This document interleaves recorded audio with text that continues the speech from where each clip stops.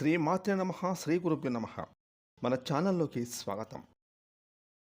జ్యోతిష చక్రంలోని 7వ రాశి అయిన తులారాశి జాతకులకు ప్రస్తుతం నడుస్తున్న గ్రహస్థితుల కారణంగా, అంటే గ్రహాల యొక్క మార్పుల కారణంగా ఈ 2025 సంవత్సరం అక్టోబర్ 31వ తేదీ లోపు ఒక శత్రువు మీ ఇంట్లోకి రాబోతూ ఉన్నాడు, లేదా ఇప్పటికే ఆ శత్రువు మీ ఇంట్లోకి వచ్చి ఉంటారు.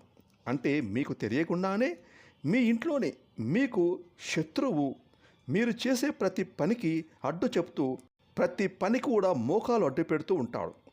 వారు ఎవరో తెలిస్తే ఇక మీ గుండె జల్లుమంటుంది. ఇక ఈ శత్రువు కారణంగా మీకైతే మీ జీవితంలో ముందు మీకు ఎలాంటి ఇబ్బందులు రాబోతూ ఉన్నాయి, ఇక ఆ శత్రువుతో మీ వ్యవహారం ఎలా ఉండాలి, ఇక మీరు ఎటువంటి ప్రభావవంతమైన పరిహారాలను చేస్తే ఆ శత్రువు నుండి మీరు బయటపడి మీకు మేలు కలుగుతుంది. అలాగే మీరు చేసుకోవలసిన దేవతారాధనతో పాటుగా పాటించవలసిన అతి ముఖ్యమైన పరిహారాల గురించి ఈరోజు ఈ వీడియోలో మనం వివరంగా తెలుసుకుందాం. కాబట్టి ముఖ్యంగా తులారాశి వారు ఈ వీడియోని ఒక్కరే ఒంటరిగా మీరు ఎక్కడా కూడా స్కిప్ చేయకుండా చివరి వరకు చూడండి. అప్పుడే మీకు మీ ఇంట్లో ఈ అక్టోబర్ 31వ తేదీలోపు దాగి ఉన్నటువంటి ఆ శత్రువు ఎవరో తెలుస్తుంది. ఇక ఆ శత్రువు నుండి మీరు ఏ విధంగా తప్పించుకోవాలనే విషయం కూడా మీకు తెలిసిపోతుంది. కాబట్టి ఈ వీడియోని కూడా ఎక్కడా స్కిప్ చేయకుండా చివరి వరకు చూడండి.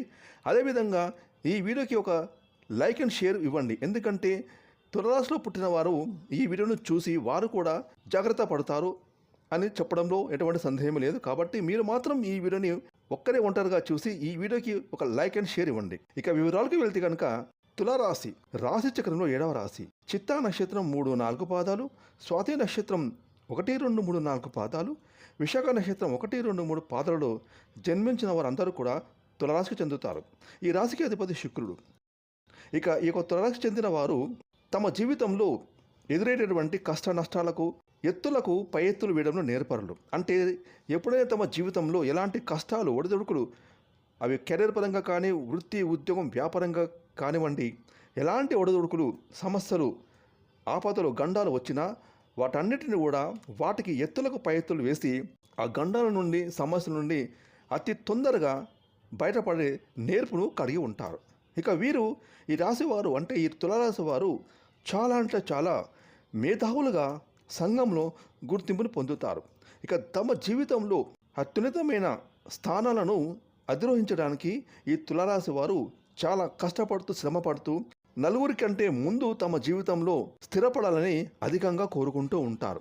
ఇక దీని కారణంగా ఈ తులారాశి వారు ఎప్పుడూ కూడా తాము చేసే ప్రతి ఒక్క పనిలో కెరీర్ పరంగా, వృత్తి ఉద్యోగం వ్యాపారం రాజకీయం ఏ రంగం కానివ్వండి, ఈ రాశి వారు అందరికంటే పై స్థానంలో ఉండడంలో అధికంగా శ్రమపడుతూ తమ జీవితంలో ఉన్నత శిఖరాలను అధిరోహిస్తారు. అయితే ఈ తులారాశి వారి జాతకం ప్రకారం చూసుకున్నట్లయితే వీరికి, అంటే ఈ తులారాశి వారికి రాబోయే రోజుల్లో ఊహించినటువంటి కొన్ని పెను మార్పులు ఎదురు కాబోతూ ఉన్నాయి. ఇక ఈ పెను మార్పులు అనేటివి మీ ఇంట్లో ఉండే మీ రహస్య శత్రువు వల్ల రాబోతూ ఉన్నాయి. ఇక వీరి వల్ల మీరు మీ యొక్క జీవితంలో ఎన్నో అద్భుతమైన అవకాశాలను కోల్పోవలసి వస్తుంది అని చెప్పుకోవచ్చు. ముఖ్యంగా మీరు మీ ఇంట్లో ఉన్నటువంటి ఈ శత్రువు వల్ల ఒక మంచి స్నేహాన్ని కోల్పోవలసి వస్తుంది, ప్రతికూలతలను చూడవలసి వస్తుంది, ఎంతో మందితో మాటలు పడాల్సి వస్తుంది. ఇటువంటి పరిస్థితులు, సందర్భాలు, ఇబ్బందులు మాకే ఎందుకు వస్తున్నాయో అనేది మీకు అర్థం కాక దానికి కారణం ఎవరో తెలియక మీరు సతమతం అవుతూ ఉంటారు. అయితే మీ కుటుంబంలో ఉండే ఒక రహస్య శత్రువు అని చెప్పడంలో ఎటువంటి సందేహం లేదు. అయితే ఈ తులారాశి వారి జాతకం ప్రకారం అతి తొందరలో మీరు మానసిక ప్రశాంతత కోల్పోతారు. ఒక్కోసారి మీ వ్యాపార భాగస్వామితో విభేదాలు వస్తూ ఉంటాయి. ఈ ప్రతికూలతలను ప్రతిఘటించడానికి మీ ఇంట్లోనే ఉండే రహస్య శత్రువు అని కనిపెట్టాల్సి ఉంటుంది. అయితే ఈ తులారాశి వారి జాతకం ప్రకారం చూసుకున్నట్లయితే కనుక ఆ రహస్య శత్రువు మీ యొక్క తల్లి గారి, మీ తండ్రి గారి తోడబుట్టువు కావచ్చు, లేదా మీ పెద్దమ్మ, మీ చిన్నమ్మ పిల్లలు కావచ్చు, లేకపోతే వారి యొక్క జీవిత భాగస్వాముల వల్ల వారి బంధువు నుండి మీ జీవితంలో మీరు ఎదుర్కోలేని ప్రతికూలతలు అనేవి మీ కళ్ళతో మీరు చూడబోతూ ఉన్నారు. అంటే మీరు ఆర్థికంగా ఎదగడాన్ని వాళ్ళు జీర్ణించుకోలేకపోతారు. మీతో ఎంతో సన్నిహితంగా, ప్రేమగా, చాలా చక్కగా మీతో ఉన్నట్టుగా నటిస్తూ ఉంటారు. ముఖ్యంగా ఆ శత్రువు మీ మంచి కన్నా కూడా మీ చెడునే ఆశిస్తూ ఉంటారు. అలా జరగడానికి వారు ఎంతకైనా తెగిస్తారు. వారి యొక్క చెడు దృష్టి వలన మీరు మీ జీవితంలో ఎన్నో ప్రతికూలతలను ఎదుర్కోవాల్సి వస్తుంది. సమాజంలో మీ పేరు అనేది పూర్తిగా దెబ్బతింటుంది.